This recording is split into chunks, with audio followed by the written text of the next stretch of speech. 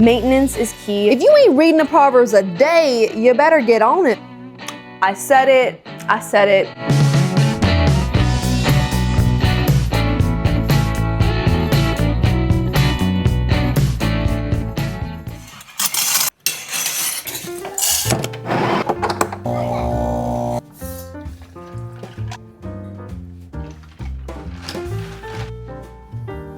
I just tried the Chobani coffee creamer in the flavor cookies and cream.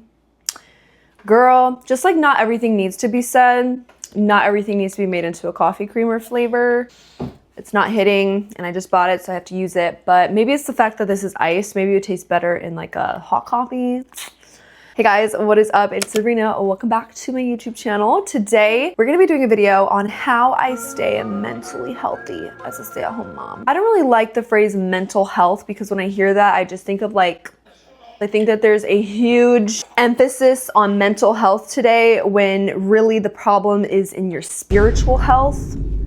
I said it. I said it. Let me get the kids out of their seats because they're done with breakfast. Anyways, that being said, I do have 2 toddlers, so I know what it's like to be in the trenches of training them, dealing with behavior, keep them from falling out and breaking their necks every 2 seconds. I know what it's like to struggle postpartum through my breastfeeding journey. I understand there are definitely valid seasons of life where you could be mentally struggling. So today I'm not going to share anything revolutionary. I'm not going to share any like psychology, psychiatric, therapeutic, scientific, none of that. I'm just sharing a couple of things, habits, routines, whatevers that I do as a stay-at-home mom that help me stay mentally healthy. And what I mean by that is just to stay kind of just going without losing my mind, without feeling mentally drained and exhausted and fatigued. It is such a beautiful day, so I thought I would come outside and film the first thing, which is to time block your day. This helps me stay on top of everything that I need to do as a mom so well. And what I mean by this, I'm gonna put like maybe a time block example on the screen, like a screenshot or something. Time blocking is basically just the natural rhythms of your day where there is built-in rest for you. So for example, I'll tell you how a typical day goes. Today's gonna be a little different because the kids are sick, so I'm probably not gonna go anywhere. But on a normal day, first time block is wake up and make breakfast. Second time block is gym. So in the gym block, my kids go into the childcare, which means I get to work out in peace and quiet, which is for me rest. So that is a little bit of built-in rest that I just naturally get because of my day schedule. That's just a little rough sketch of our day, but what I'm trying to say here is to time block your day in this way. I think if you are on the ground running, tending to your kids' needs constantly, it gets very exhausting and you can get very drained. Now, I do need to say I only have 2 kids and they're pretty close in age. I have a 1-year-old and a 3-year-old. So I am not homeschooling. I don't have older kids who need me right now. So I can see that like if you're a mom with like 4 or 5 kids, it depends on the ranges of the kids' age because this might be a little harder for some than for others. It's not like a strict, rigid schedule. Sometimes we can be a couple of hours off with the way that we do things. But my point is that these are just the things that naturally I gravitate towards doing because they give me the rest that I need. It's not that we're trying to run and escape from our children, but there's just a very real fact that you just enjoy your kids a lot more when you're not always frazzled and needed and, you know, jumped upon every single second. I don't know.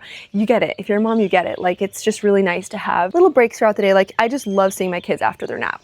Okay? I love them after their nap because I haven't seen them in hours.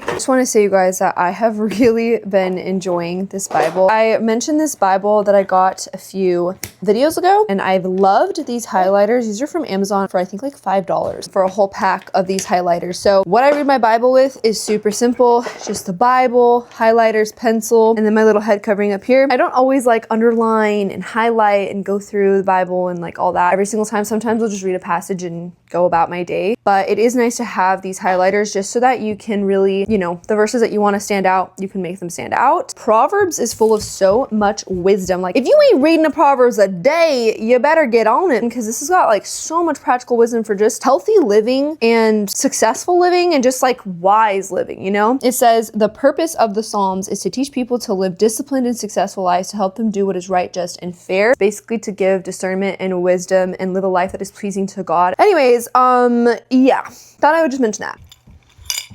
The kids are getting so antsy, but I think I'm gonna take them out soon because they are getting there. They're reaching the end of their rope. I braided my hair and I got into a workout fit, except that all of my workout shorts are in the wash. You can probably hear the washer right now. So these are the next pair of comfy things that I have to wear. We're gonna go for a walk, and this is what leads me into my second habit, whatever that helps me mentally, is to leave the house at least once a day. Now, I do not mean go to Target and spend money or go to coffee shops or go to friends' houses every single day. What I mean by this is find a reason, and it's better if it's an active reason, to leave the house every single day. So for me, I go to the gym almost every single day and I go walking every single day. Today, we're not going to the gym because the kids are sick, but I am gonna go on my daily walk. I usually like to just drive to a park that's really close. I'm not wasting a ton of gas going like out of my way. I think that leaving the house, leaving the environment that you're in is so good for you, so good for the kids, especially mentally, because as stay-at-home moms, we don't have anywhere to necessarily be. We don't leave our house to go to work. We are in the same environment, and if we want to, we can stay in this environment 7 days a week. We do go to church twice a week, and I do some hangouts throughout the week too with some friends, but the reality is that most of the time I'm at home. I am like half homebody, half adventurous. Like I definitely do like my home, my comfort, my space, but I also love leaving the environment and then going out and seeing new things, walking in different neighborhoods. Definitely try this if you are struggling with your kids. Like today, it started to get wild, okay? They started to just get antsy. We're normally at the gym at this time, so they're just used to that, and they were just getting a little bit difficult to manage. You're kind of fighting over toys. So I'm like, you know what? We're gonna put y'all in the car and we're gonna go to a park, okay? It's a free way to go and get some fresh air, get some energy out. So Harppa did actually send me a stroller wagon to try out. This is what it looks like. Having a stroller wagon is such a cool experience. I obviously do have a double stroller for my kids because they are both still pretty young. You know anything about my channel, you know I take my daily walks very seriously. So when Harppa reached out to me, I was like, you know what? I'm really curious to see what a stroller wagon is like. What really drew me to it is just how much weight they can hold for each side of the kid. I think it's 55 pounds per seat. And as my toddlers grow up, it's harder to put them in a double stroller. They're putting a lot of pressure on my stroller's frame. So this is just ideal for toddlers as they grow up. The tires are all terrain, so you can take it on sand, gravel, you can take it off-roading, which we are going camping in a few weeks here. So I'm really excited to try it on that. As you can see, there's just so much room in here. You can actually remove this tray. There's 2 seats. They have buckles, which if you have toddlers, you know how essential buckles are to keep them contained. This canopy is removable, so you don't have to have it on if you don't want to. There's this whole zippable compartment here with different sections for your stuff.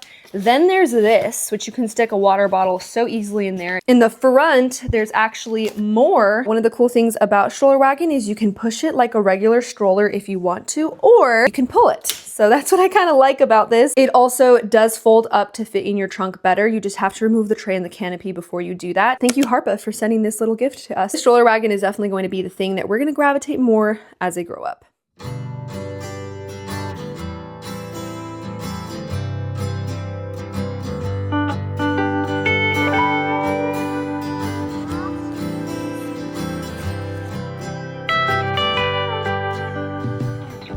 As you saw in those clips, the water level is insane. The creek over flooded so bad. I can't even walk. The wagon stroller could handle it just fine because it's obviously meant for this. It was doing great, but my shoes were getting soaked. Like the water was inches thick. We're gonna go to a different park because I still want to get my walk in, but I'm gonna go to a park where I know it's not flooded. My Hokas are getting completely soaked like along the bottom here. I only want to walk in wet shoes, so.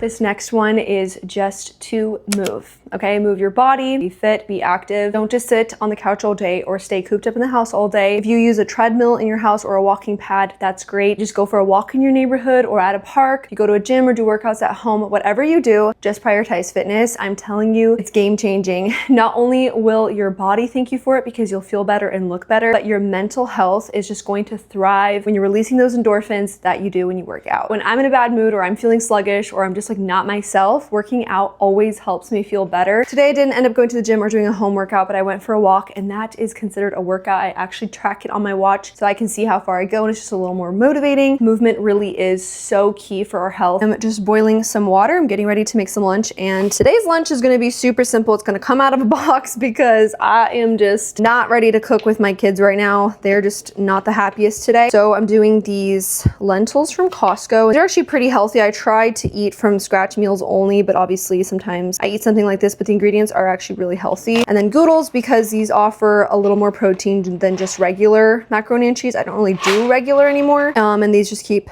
myself full. Again, not the best things in the world, but some days this is just what we're gonna do. So I'm gonna give my kids and myself a combination of the two. Also for dinner time, I already have the beef defrosted. I'm just going to mix together some meatloaf and put it in the pan so that come dinner time, I can just throw it in the oven.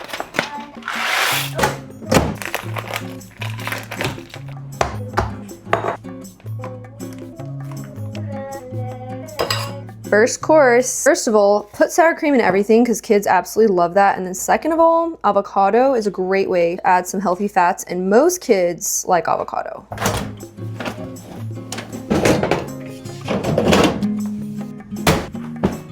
So this brings us into the next tip, which is to not let things pile up. Just don't do it. I think the biggest pain points for me is laundry, dishes, and the kitchen. And those are the areas I feel like I'm just constantly having to work on to keep clean, because bathrooms are not so bad because I only have a toddler that uses the restroom and I usually clean up as she goes. So it's not a huge deal for me yet, but I'm sure if you have older kids, it's a bigger problem in the bathroom too. And my point is there's a huge temptation sometimes as moms to just push things off and do one big reset day or like one big laundry day. And of course, if that works for you, of course, just do what works for you, okay? But I'll just tell you from my experience is not letting things pile up. I don't let the sink get full of dishes, literally ever, because it stresses me out so bad. It's harder for me to clean. I can't get what I need to get clean. Everything's stuck. I don't let the dishes pile up. I do them as I go. Usually after every single meal, I put them away. Same thing goes with laundry. I don't do laundry all on one big day unless we've been traveling. That's a different story. But on a daily basis, like I did a load yesterday, I did a load today. Tomorrow I probably won't do a load because there's not enough to do one. But I basically just keep up on these areas. I clean the kitchen after every single use. It may feel like all you're doing is dishes and laundry and cleaning, but when you actually look at it, you're only doing a few minutes here and there, and not allowing things to pile up and become a bigger problem is actually what helps save me mentally, because my house is usually maintained and cleaned. It's not like an abominable explosion. Anyone can stop by and visit me. I don't have to worry about frantically cleaning it beforehand. And also, it just saves my sanity because I like to function in a clean home. So if you have older kids, and I'm talking like over the age of 4 or 5, get them to help you with the housework. I have a 3-year-old and she does help me a lot. I don't really clean or pick up toys because she does that for me. She'll do the dishes, utensils, she'll make her bed, she'll just do these little things that help me out, which is huge. When you have toddlers, to have someone help you with the toys, it's huge. Maintenance is key. Don't let things become a huge explosion because that's just going to stress you out even more when you have to go deal with it. It's just easier to keep up on the things in small little pieces and chunks.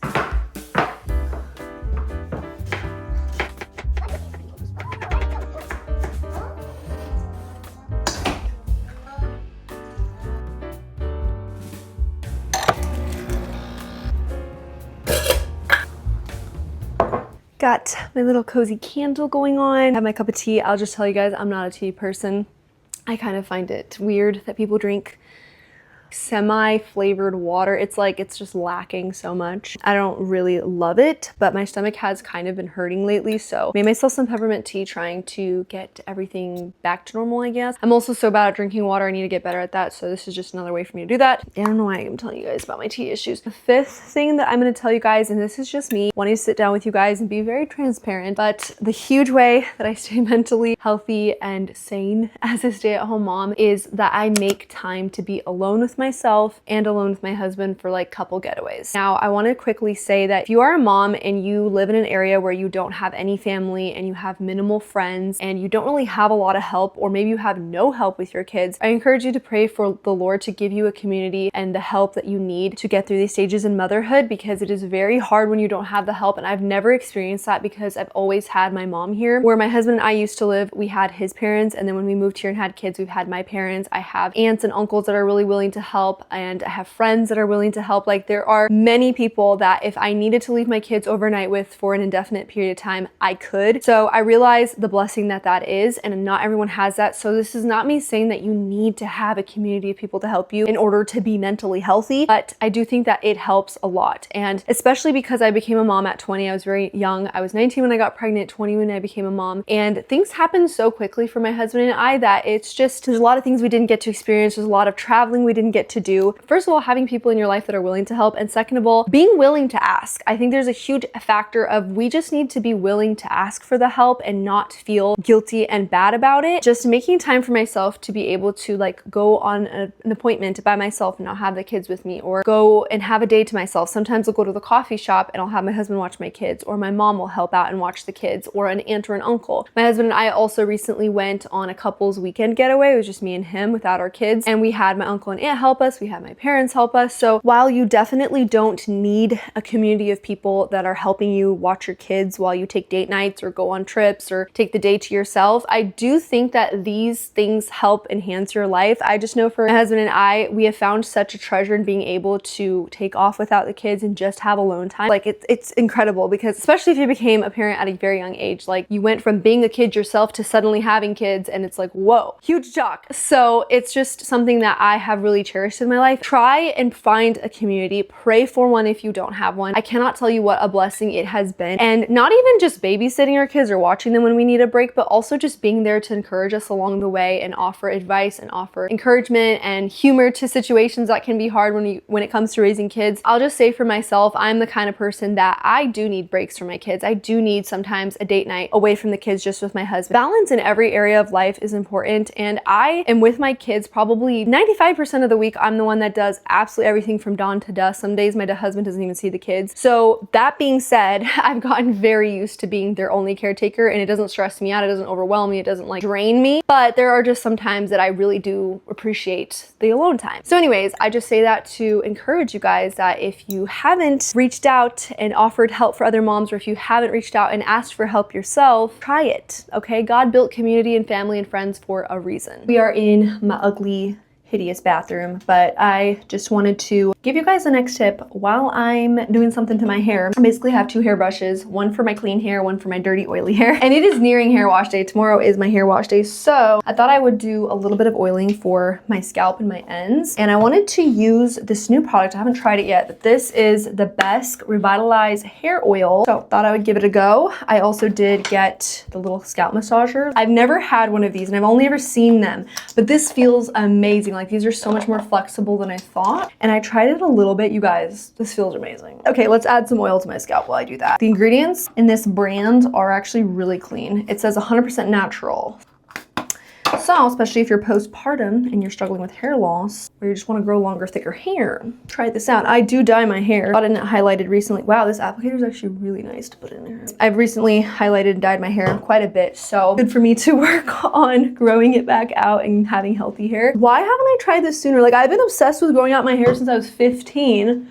No, younger than that. I was probably like 13. I don't know. Can you guys see the length of it? You can't. I'm trying to stand on my tippy toes, but anyway, it basically hits the top of my booty cheeks. I don't know, they just sent this to me in the mail, so I thought I would give it a go, and I really do like it. Oh my goodness, my rings are like clicking so loudly. I'll link these down below if you guys are interested in looking for the hair oil, and then the scalp massager is incredible. Moving on to the last thing that I'm gonna say is to stop multitasking. Obviously, as moms, we're gonna have to multitask a little bit here and there because the kids need us while we're cooking, while we're doing something or the other. But what I mean by this is to lessen the amount of tasks that you're doing at once, because that's where stress comes in. I always say, like, if I didn't have to cook, clean, or do anything in the house, mothering would be a breeze, because I'd just sit on the couch and play with the kids all day. But it's the fact that we have so much that we have to do in addition to taking care of our kids that makes it more complicated and overstimulating. One thing that you can do to help is to lessen the overstimulation. So what I used to do is always listen to music or podcasts in the background, and I've stopped doing that for multiple reasons. One being that I'm very overstimulated. When the kids ask me while I'm cooking, while I'm listening to something, it's too much. And then number two, information overload. Even if you're watching shows or watching YouTube or listening to music or listening to podcasts, it's just too much for our brains to handle. This leads to being burnt out. What we need to do is just learn to pace ourselves. I'm not saying don't watch anything or don't go on social media or don't podcast or listen to things, but we really do have to stop doing so much at once. So now when I listen to podcasts or listen to music or watch shows, it's typically once a day, either in the morning or when I'm doing walks in the afternoon or something like that. I try not to do too much at once. Another thing that I recommend doing is trying to finish one task completely before moving to the other. This is a really big one for me because I always used to be like doing the dishes, and then I notice that the laundry needs to be switched, and then I see there's a mess on the laundry table, so now I'm cleaning that, and I go to the garage to throw it away, and then I see the shoes are not organized. I always just jump from task to task, and I feel like I'm never getting anything done because I'm always moving to the next one before I finish the last one. I know it's hard, but really do try to finish what you're working on before you move to the next thing, and you will find yourself feeling a lot more satisfied with your work at the end of the day. Wow, this scalp massager is actually great. It's not tangling my hair. I thought it would tangle it. It's not. Like, look how easy it is. Like,